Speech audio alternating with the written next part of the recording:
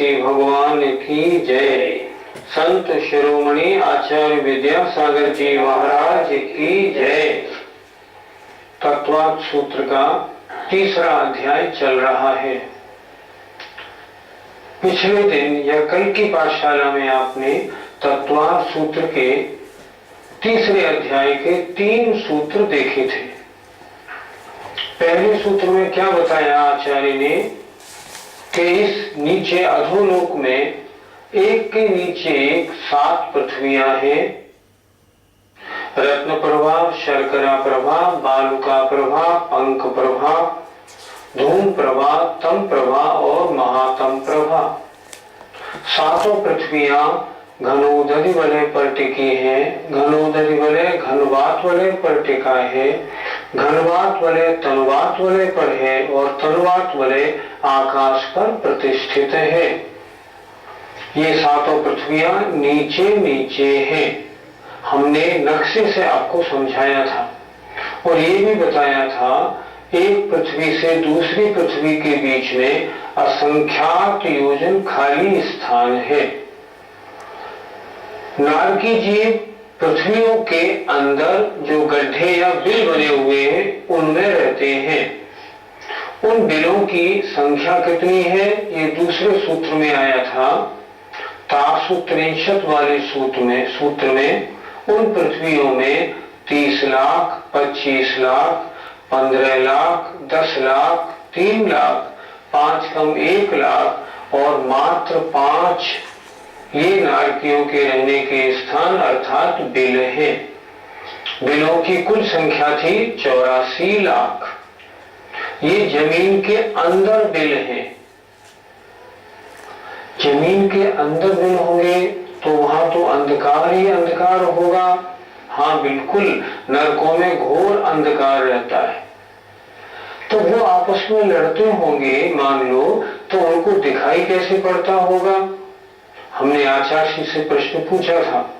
आचार्य ने कहा वहां उत्पन्न होने वाले जीवों के ऐसे ही नामकरण का उदय होता है कि उन्हें अंधकार में भी खूब दिखाई देता है।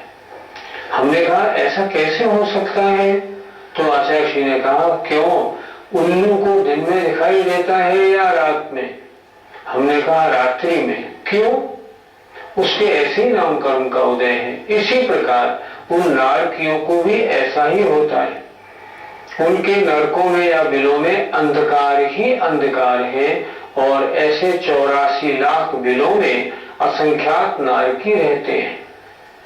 तीसरे सूत्र में ये भी बता दिया था कि वे नारकी जीव हमेशा और ज्यादा खराब लेशा वाले, परिणाम वाले, शरीर वाले, वेदना माने पीड़ा वाले और विक्रिया वाले होते हैं।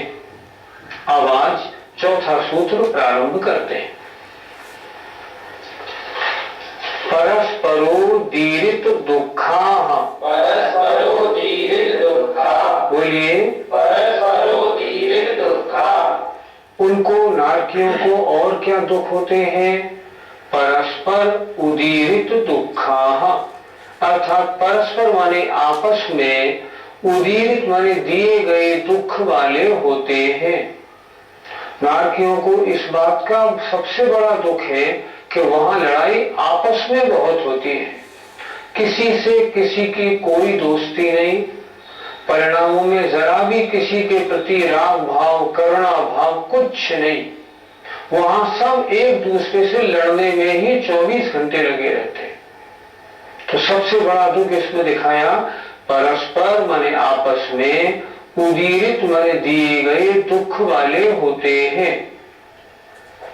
नारकियों का शरीर वैक्रियक होता है तो दूसरे नारकी पे हमला करने के लिए वो अपने हाथ को तलवार बना लेते हैं, अपने हाथ को शेर के पंजे जैसे बना लेते हैं और जो दूसरा नारकी होता है उसके ऊपर चढ़ जाते हैं, टूट पड़ते हैं और उसको तरह तरह के दुख देते हैं। जब वो दूसरों को दुख दे रहे होते हैं ना तो कोई अन्य उनको दुख देने लगता है। इस प्रकार वे नारकी परस्पर में दिए गए दुख वाले होते हैं। चौथा सूत्र हुआ। आइए अब 5वें सूत्र की चर्चा करते हैं। संक्लिष्टा सुरोदीरित दुःखाश्च प्राक् चतुर्थ्याः। संक्लिष्टा सुरोदीरित दुःखाश्च प्राक् चतुर्थ्याः। बोलिए, संक्लिष्टा सुरोदीरित दुःखाश्च प्राक् चतुर्थ्याः। एक एक शब्द का अर्थ देखें। संक्लिष्ट माने संक्लेश परिणाम वाले, असुर माने असुर कुमार देवों के द्वारा, उदीरित माने दिए गए, दुख वाले भी होते हैं। प्राक माने पहले, चतुर्थ्या माने चौथी नरक से पहले वाले नारकी।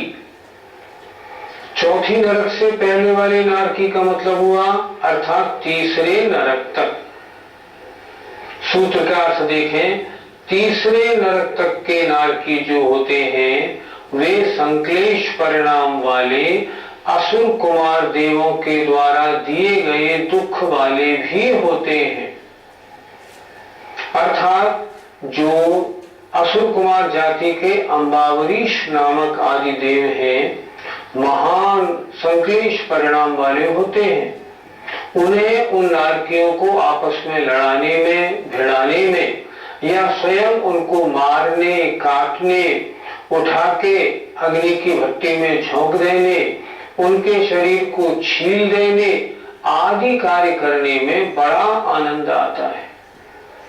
पूर्व जन्म में ऐसे ही कार्य उन्होंने किए थे, परंतु आयु बंध के समय कोई अच्छा कार्य होने से उनके देवायु का बंध हो गया और वे असुर कुमार जाति के भवनवासी देव बन गए। लेकिन पूर्व संस्कार के अनुसार अब वे नीचे नरकों में जाके नारकियों को लड़ाते हैं और आनंद लेते हैं। हम अभी भी यहाँ भी तो देखते हैं कुछ लोगों को मुर्गे लड़ाने में, कुछ को भैंसे लड़ाने में, कुछ को बॉक्सिंग देखने में बड़ा आनंद आता है। वो देखते हैं ना, एक मरा, एक के खून निकला, एक की चोंच टूटी, तो उन्हें बड़ा आनंद, खूब ताली बजाते हैं। कभी कभी बच्चे लोग टीवी में भी इस प्रोग्राम को देखते हैं। इसी तरह वहां संक्लिष्ट माने संक्लेश परिणाम वाले असुर कुमार देवों के द्वारा उदीरित माने दिए गए दुख वाले भी होते हैं। प्राक चतुर्थ्याः, चौथी नरक से पहले के नारकी अर्थात तीसरे नरक तक। ये असुर कुमार देव तीसरे नरक से आगे क्यों नहीं जाते? इसका कारण है उनकी सामर्थ्य इतनी ही होती है। कोई देव तीसरे नरक से और नीचे नहीं जाता। इसलिए आचार्य ने बिल्कुल ठीक लिखा, प्राक चतुर्थ्याः, पहले, दूसरे और तीसरे नरक के नारकियों को असुर कुमार देव भी तरह तरह से भिड़ा के आपस में लड़ा के दुखी करते हैं। इसके अलावा स्वयं भी मारते हैं, पीटते हैं, उठाते हैं, फेंकते हैं और कष्ट देते हैं। इस प्रकार नारकी जीवों को विभिन्न कारणों से दुख ही दुख मिलता है। गुरुजी, नरकों में इतनी मारा काटे होने पर वे नारकी मर क्यों नहीं जाते? दूसरे अध्याय के अंतिम सूत्र में, कौन सा अंतिम सूत्र था? औपपादिक चरमोत्तम देहा संख्ये वर्षायुषो न प्रवर्त्यायुषः। उसमें बताया था कि उपाद जन्म वाले, वो तो उपाद जन्म वाले जो देव और नारकी होते हैं उनका पूरी आयु भोगे बिना अकाल मरण होता ही नहीं। इसलिए वे चाहते हैं मरना, भागना चाहते हैं, सब कुछ करना चाहते हैं, कुछ भी करें, लेकिन उनको पूरी आयु वहां रहना ही होगा। और मान लो पुराने रिश्ते का अपना कोई हो, मित्र या माता पिता आदि, और उनको निकाल के ऊपर ले जाना चाहता हो, नहीं ले जा सकता। हरवंश पुराण में कृष्ण बलदेव का प्रसंग इसका उदाहरण बहुत स्पष्ट है। कोई नहीं ले जा सकता उनको तो अपनी पूरी आयु दुखों को भोगना ही होता है। उनका मरण बीच में हो ही नहीं सकता। पंडित जी, नारकियों की पृथक विक्रिया होती है या अपृथक? विक्रिया दो प्रकार की होती है। अपने से भिन्न कुछ बना लेना पृथक विक्रिया है। अपने शरीर को ही तरह तरह का बनाना अपृथक विक्रिया होती है। देवों के दोनों होती है, लेकिन नारकियों के अपृथक विक्रिया होती है। वे अपने अलावा कुछ नहीं बना सकते। वो चाहे एक शेर और बना दे, एक हाथी और बना दे, वो नहीं बना सकते, कुछ भी नहीं बना सकते। अपने शरीर को ही तरह तरह का परिणमन करा सकते हैं, इसलिए उनके अपृथक विक्रिया होती है। सुना है कि नारियों के तिल तिल के समान टुकड़े कर देते हैं दूसरे नार की, तो वह पंडित जी जुड़ कैसे जाते हैं आपस में? छहगाली में स्पष्ट लिखा हुआ है, तिल तिल करें देह के खंड, असुर भिड़ावे दुष्ट प्रचंड। वो असुर कुमार जो है ना, उनको पकड़ के और तिल तिल के बराबर टुकड़े करते हैं। लेकिन कभी आपने देखा है पारे के 20 टुकड़े कर दो, हिलाओगे पारा झट मिलके एक गोली फिर बन जाएगी। तो जैसे पारा अलग अलग करने पर भी मिल जाता है, उसी तरह नारकियों के कितने ही खंड कर दो, उनका शरीर पुनः जुड़ जाता है और फिर वो तैयार हो जाते हैं और फिर उनको मारा जाता है और फिर तैयार हो जाते हैं। कारण उनका शरीर वहां ऐसा ही है। क्या नारकियों को उस नरक में इससे अधिक और भी कई दुख मिलते हैं क्या? विभिन्न शास्त्रों में नारकियों के दुखों का अच्छा वर्णन प्राप्त होता है। सबसे सरल वर्णन तो जैसे छहढाला में, तहां भूमि पर सत दुख इसो, बिच्छू सहस डसे नहीं तिसो। वहां भूमि के स्पर्श करते ही ऐसा लगता है जैसे हजारों बिच्छुओं ने एक साथ डंक मारा हो, ऐसा होता है। वहां जमीन छूओगे तो बिजली जैसा करंट लगता है। सर्दी कितनी पड़ती है, मेघ समान लोह गल जाए, ऐसी शीत उष्णता थाए। मेरू के बराबर का लोहा भी गल जाए, ऐसी गर्मी और ऐसी सर्दी। भूख कितनी लगती है, तीन लोक को नाज जुखाए, मिटे न भूख पर कड़ा न लहाए। तीन लोकों में जितना गल्ला है सब खा ले तो भी भूख न मिटे, इतनी भूख लगती है, भयंकर पीड़ा। हमें अगर कभी सुबह शाम भोजन न मिले तो कितना कष्ट होता है, लेकिन नहीं, उनको तो इतना कष्ट है कि इतना अन्न मिल जाए फिर भी खा ले, लेकिन एक कण नहीं मिलता। जब भी उनको भूख लगती है तो वहां की जो मिट्टी होती है महान बदबूदार, उसको चाटते हैं तो भयंकर कष्टकारी होती है। वहां तो सेमर तरु दल जुत असिपत्र, छहढाला में इसका बहुत अच्छा वर्णन दिया है। नारकियों को तरह तरह के दुख हैं, सर्दी का, गर्मी का, कोई उनको उठा के भट्टी में झोंकता है और उसका, इस तरह नारकियों की पर्याय महान दुख में है। गुरु जी, किन कारणों से जीव नरक में उत्पन्न होते हैं? इसी तत्वार्थ सूत्र में आगे इसका वर्णन आएगा कि नरक आयु के आश्रम के कारण क्या है। अध्याय 6 उसमें एक सूत्र दिया है इन्होंने, बहुआरंभ परिग्रहत्वम नार कश्यायशः। बहुत आरंभ और बहुत परिग्रहवानपना नरक आयु का आश्रम है। आरंभ माने हिंसा वाले कार्य, जो जीव बहुत हिंसा वाले कार्य करते हैं, बहुत परिग्रह संजोते हैं, बहुत सामग्री इकट्ठी करते हैं, उनके नरक आयु का आश्रम होता है। आज हो क्या रहा है, यही तो हो रहा है। हम जैनी लोग भी ऐसे व्यापार करने लगे जो नाम ले तो भी गंदे दिखाई पड़ते हैं। हमने देखा एक जैनी भाई सूअर के बालों का कार्य करते हैं। ये कार्य करना है क्या? आजकल बहुत से जैनी लोग चमड़े के जूते आदि की दुकान खोलने लगे। ये कार्य करने योग्य नहीं। इन कार्यों में महान हिंसा होती है और परिग्रहवानपना, परिग्रह को जोड़ने की लालसा भी बहुत पहले से बढ़ गई है। ये नरक आयु के आश्रम के कारण है। इसके अलावा क्रोध, मान, माया, लोभ, इन 4 कषायों की अत्यंत तीव्रता, तीव्र क्रोध, तीव्र मान, तीव्र मायाचारी और तीव्र लोभ, ये जो है ये भी नरक आयु के आश्रम के कारण है। 5 पाप, हिंसा, झूठ, चोरी, कुशील, परिग्रह, अगर कोई व्यक्ति इनमें लगा हुआ है उसके भी नरक आयु का आश्रम होता है। सत्य व्यसन का जो तीव्र सेवन करने वाले होते हैं, जिनका उनके बिना जरा भी नहीं चलता सत्य व्यसन के अलावा, वे भी नरक आयु का आश्रय करते हैं। इस तरह कषायों की तीव्रता, पापों में लगना, बहुत आरंभ परिग्रह में लगे रहना और इसके अलावा सत्य व्यसन के सेवन में जो दत्त चित्त होते हैं, उनके नरक आयु का आश्रय होता है। हमको नरक आयु चाहिए क्या? नहीं।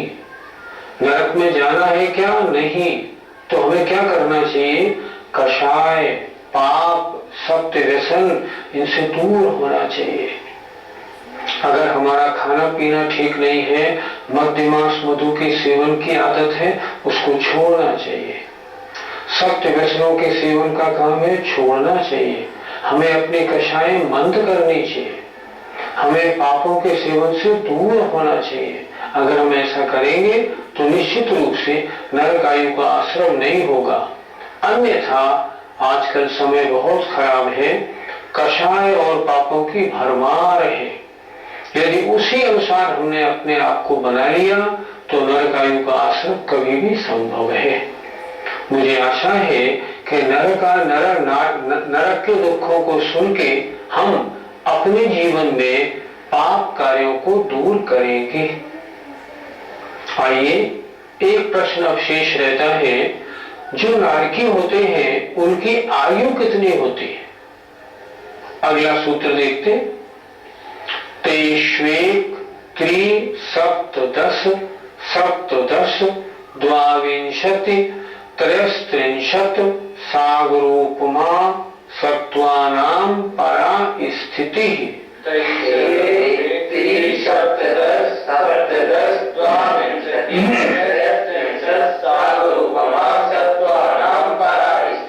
फिर बोलिए।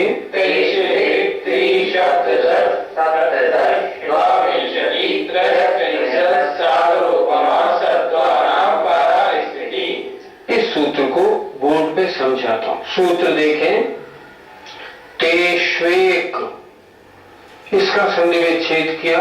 तेषु एक। तेषु माने उन नरकों में। 1, 3, 7, 10। 7, 10 माने 17। 2 और 20 माने 22। 63 माने 3 और 30 33। सागरोपम, सागर के बराबर। सत्वानाम, जीवों की।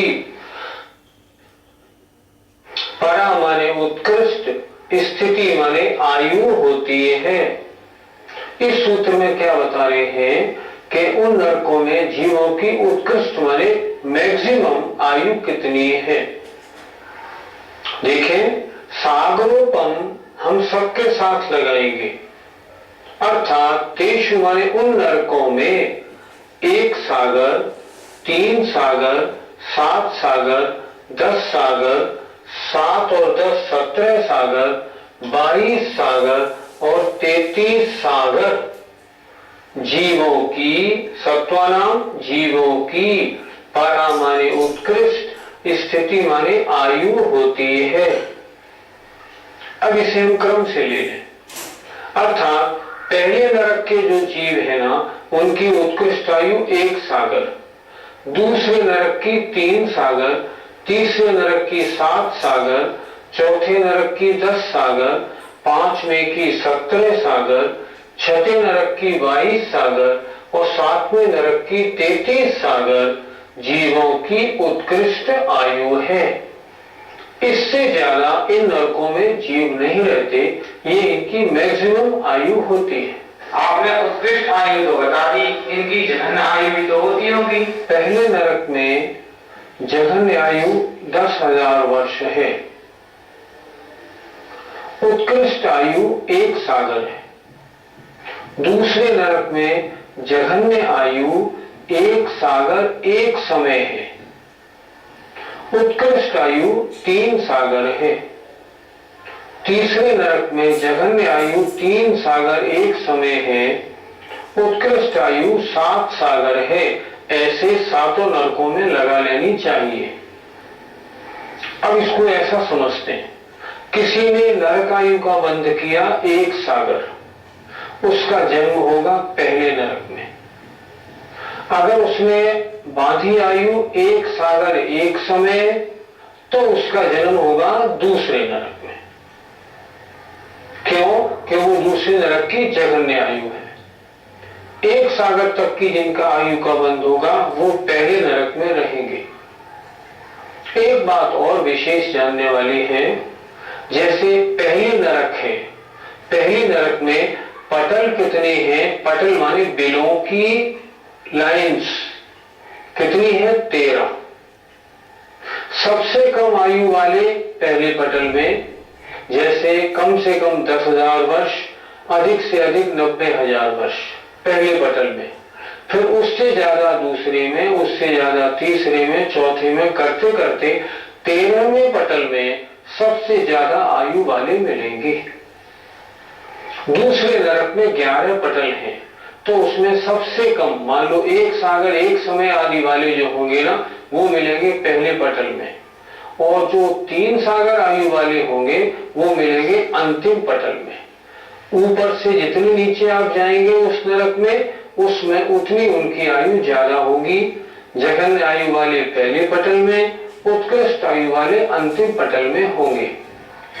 उत्कृष्ट आयु से मतलब है कि इतने समय तक एक नार की जीव उस नरक में रहने वाले होते हैं, ये उनके कहते हैं उत्कृष्ट। और जघन्य का मतलब होता है मिनिमम, कम से कम आयु कितनी?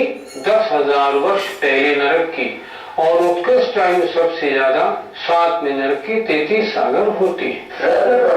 ये तो पृथ्वी है, तो नरक का नाम भी रत्न प्रभा ही माने या और कुछ? आपका प्रश्न बिल्कुल ठीक है। रत्न प्रभा, शर्करा प्रभा आदि तो 7 पृथ्वियों के नाम हैं। इनमें जो नरक हैं उनके नाम भी शास्त्रों में लिखे हैं। घम्मा, वंसा, मेघा, अंजना, अरिष्टा, मघवा और माघवी। पहली नरक घम्मा और अंतिम नरक माघवी नाम के हैं। ये उनके नरकों के नाम हैं। जिन जीवों को नरक से निकालकर तीर्थंकर बनना है, ऐसे जीवों को भी उस नरक में दुख मिलते हैं क्या? माना सैनिक महाराज का जीव इस समय पहले नरक में है और अगले भाव में उनको तीर्थंकर बनना है, तो क्या उनको वहां दुख नहीं मिलेंगे? मिलेंगे ही। क्या सर्दी गर्मी का दुख नहीं होगा? होगा। जमीन में जो हजारों बिच्छू काटने का दुख है वो नहीं होगा? होगा। आपस की मारकाट होगी, उसमें कोई अंतर नहीं होगा।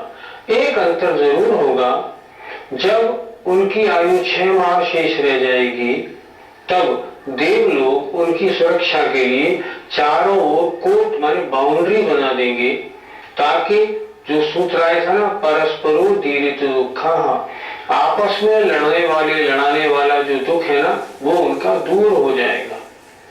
अर्थात आयु जब ऐसे जीवों की जिनको अगले भाव में तीर्थंकर बनना है, उनकी आयु जब 6 माह शेष रह जाती है, तब उनके चारों ओर एक सुरक्षा कोट बना दिया जाता है, जिससे अन्य नारकी उनको दुख नहीं दे पाते। इतना अंतर जरूर होता है, लेकिन वहां आपस की मारकाट होती है, लेकिन परिणामों में बहुत अंतर होता है। जो मिथ्या दृष्टि नारकी होते हैं, उनको तो मारने काटने में बहुत दत्तचित्त रहते हैं, उसी काम में लगे रहते हैं।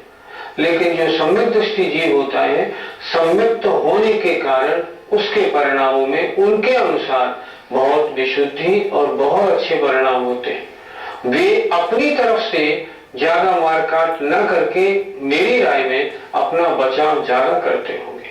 क्यों? सम्यक्त का कुछ तो फल होगा ही। पंडित जी, पहले महाराज को तो तीर्थंकर बनना था, फिर वो नरक में चले कैसे गए? सैनिक महाराज जब वो यहाँ राजा थे, तब पहली अवस्था में, पहले दिनों में वो जैन धर्म का पालन नहीं करते थे। जैन धर्म और उनके देवशास्त्र गुरु उनको सुभाते नहीं थे। चेला के साथ शादी हुई थी। एक दिन वो जंगल में गए, तब उन्होंने एक सांप को मारकर एक यशोधर नाम के मुनि महाराज वहां ध्यान लगा रहे थे, उनके गले में वो मरा हुआ सांप डाल दिया और उस मरे हुए सांप को मुनिराज के गले में डालने में जो तीव्र संक्लेश रूप परिणाम हुए, तब उन्होंने उस समय नरक आयु का 33 सागर का बंध किया था। तो तीर्थंकर आते कहां से हैं? नरक से और स्वर्ग से।